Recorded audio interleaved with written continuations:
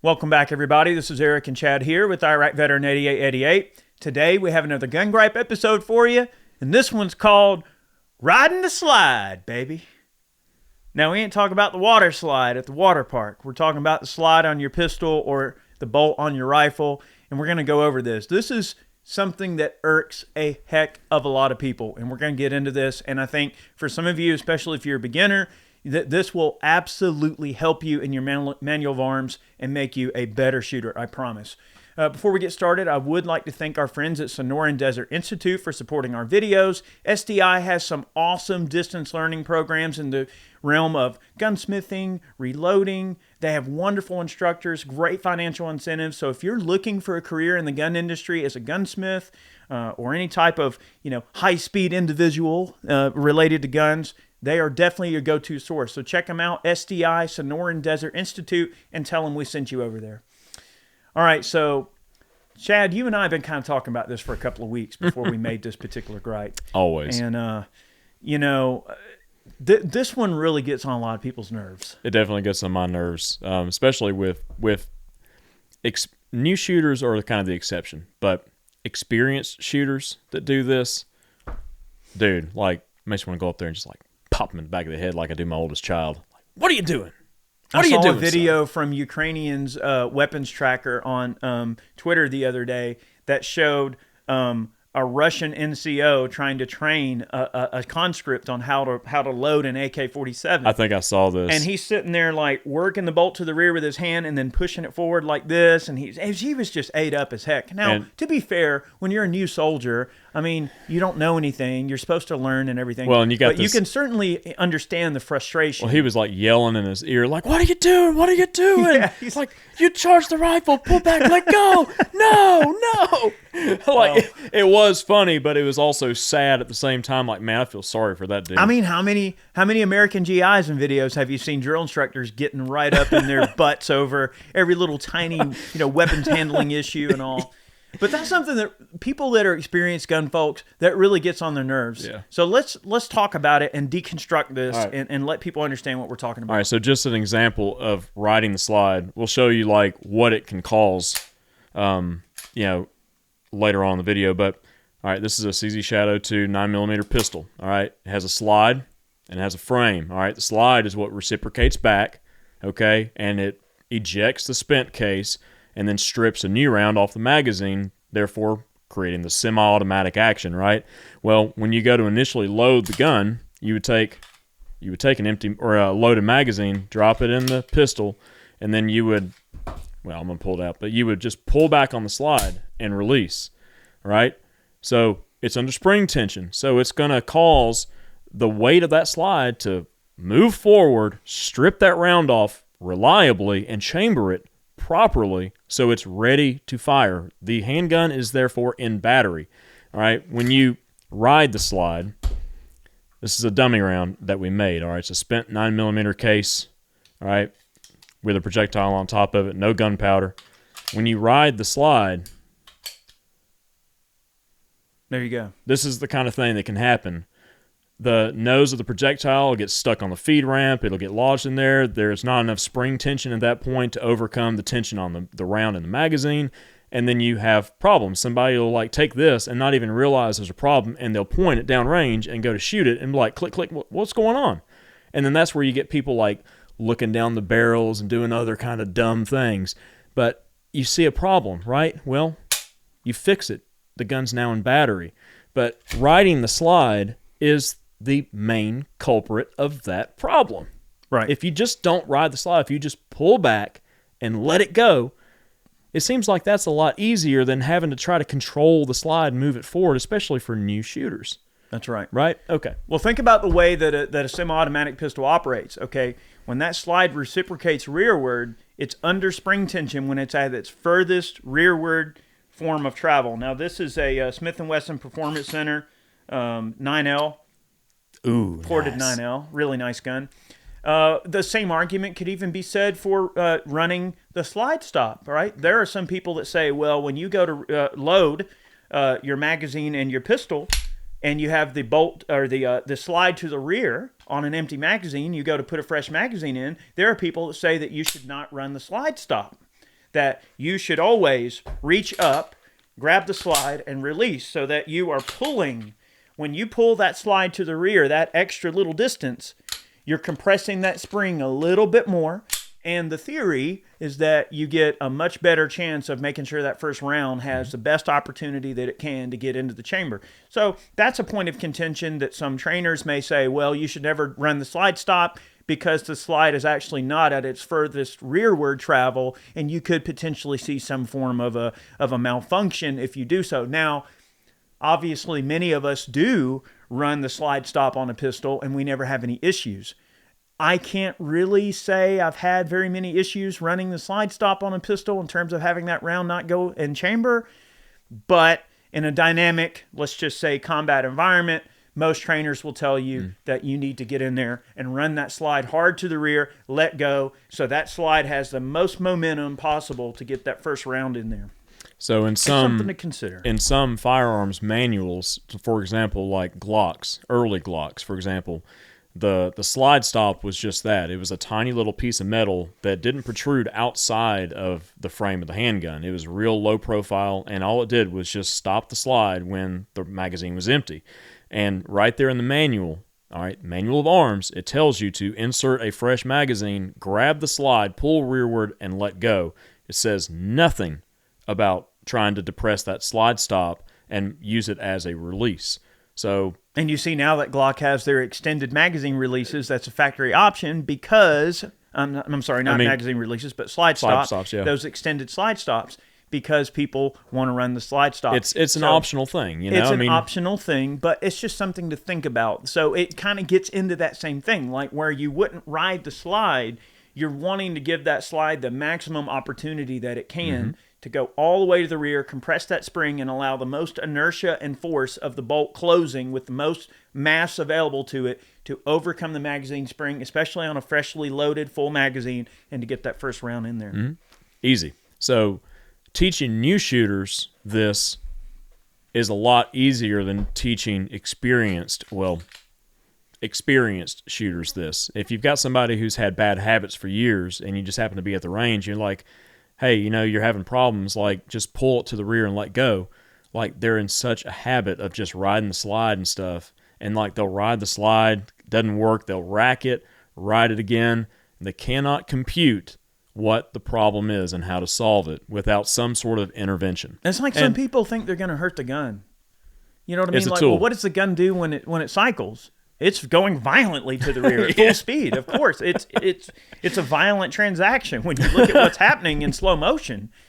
You know, a pistol's going through a lot when it's going through its firing cycle. So you're not going to hurt the gun. Pull to the rear hard and stop. Like even on like this SRO that's on this M&P, I can rack off the optic if I want to. I can pull to the rear and let go. I can rack it off a table if I want to. Hey, man. It's a little bit of FUD lore. You do that, you're gonna shift your zero, man. You're gonna have to re-zero, that's right. man. Yeah, my zero's way off now. I mean, look, you probably want to hit the right side of a barn now, man. All right, properly mounted optic, you can do anything you want there. So, all right. So the other thing in the same like vein is ARs. All right. So this is a Brownells Retro. Okay, one of the XM177s. So the AR-15 operates with a charging handle. Okay. Now, when you pull the charging handle to the rear, it interfaces with the bolt carrier group, pulls the bolt carrier group to the rear. When you let go, it does the exact same thing that any other semi-auto firearm does. The bolt strips the round off of the top of the magazine, chambers it, puts it in battery, and it's ready to fire when you take the safety off. Okay? How many times have you seen people doing this? They'll just gingerly let the bolt go home. All right? Same thing. I've got a dummy round that we made in a 20-round mag. All right, watch what happens here.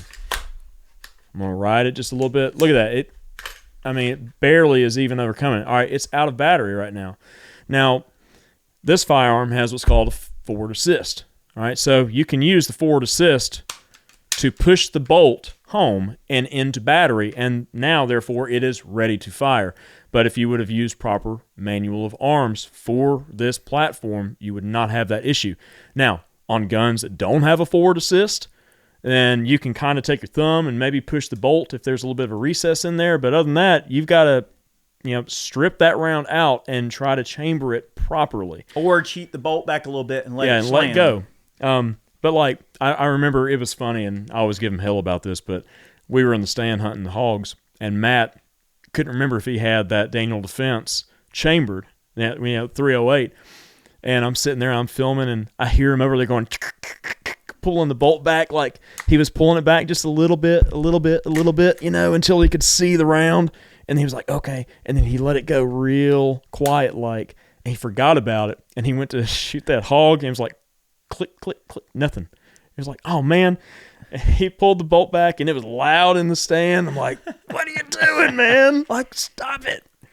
It happens to the best of us. It does. But anyways, that's the general consensus of this particular gripe is, like, there's a manual of arms for different platforms for a reason. Like, there's a reason that you pull the bolt, slide, whatever it is, all the way to the rear and let go and let the mechanics of the design take over.